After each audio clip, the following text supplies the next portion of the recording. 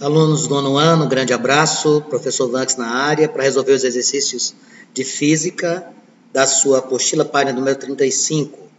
Lá na questão número 1 diz assim: uma boia encontra-se no meio de uma piscina. Uma pessoa provoca ondas na água, tentando deslocar a boia para a borda.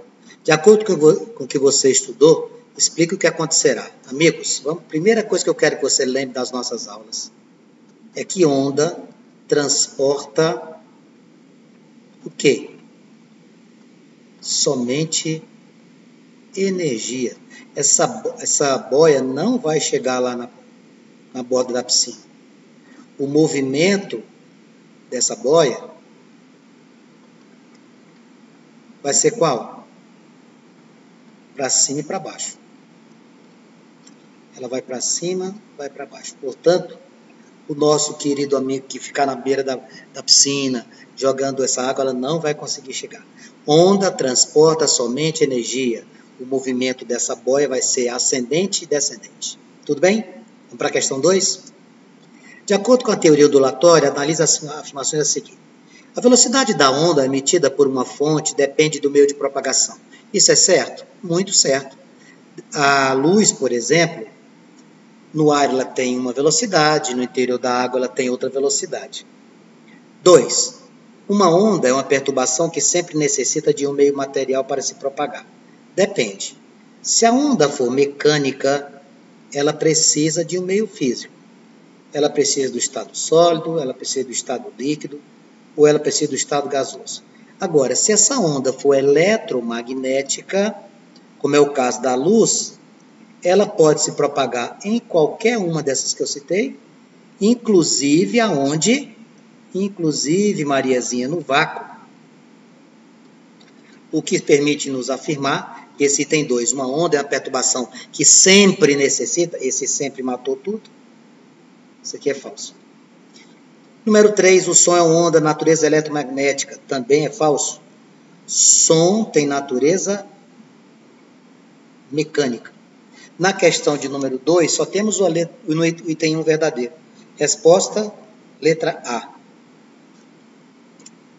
Questão de número 3, ele traz para nós os conceitos de frequência, de amplitude, de comprimento de onda, de fase, etc.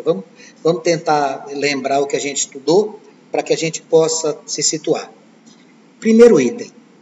Número de oscilações completas por segundo de um ponto da corda. Quando a gente fala em número de oscilações, a gente está se referindo a quem? A frequência.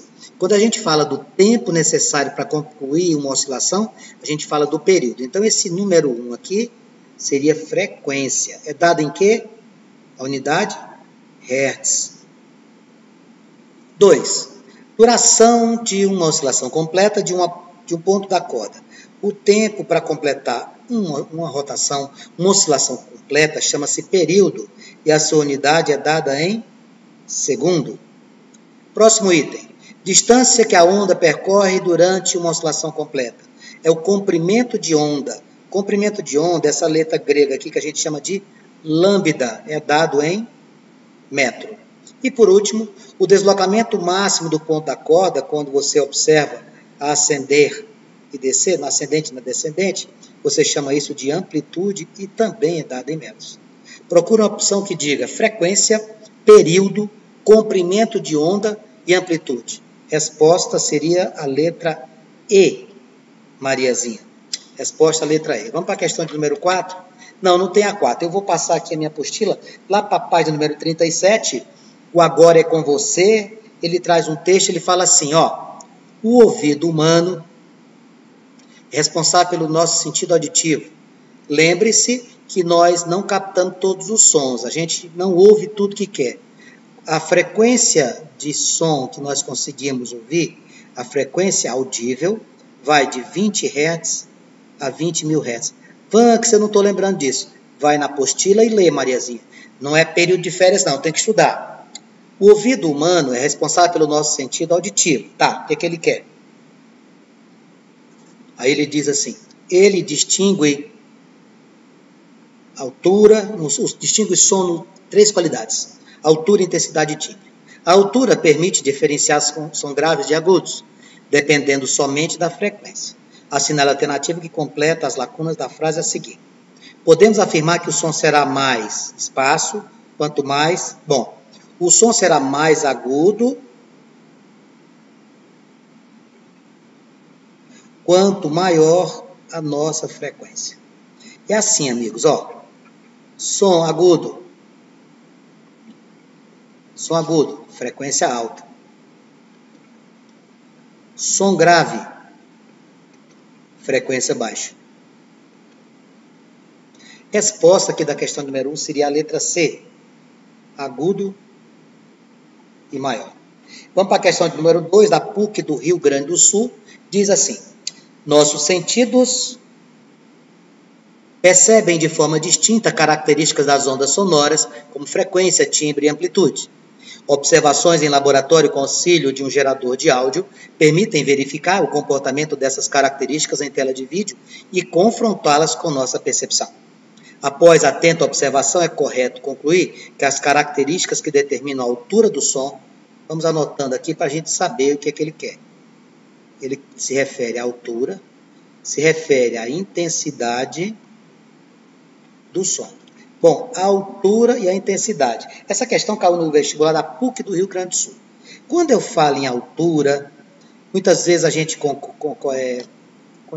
faz uma confusão pensando que é o volume mais alto, volume mais baixo.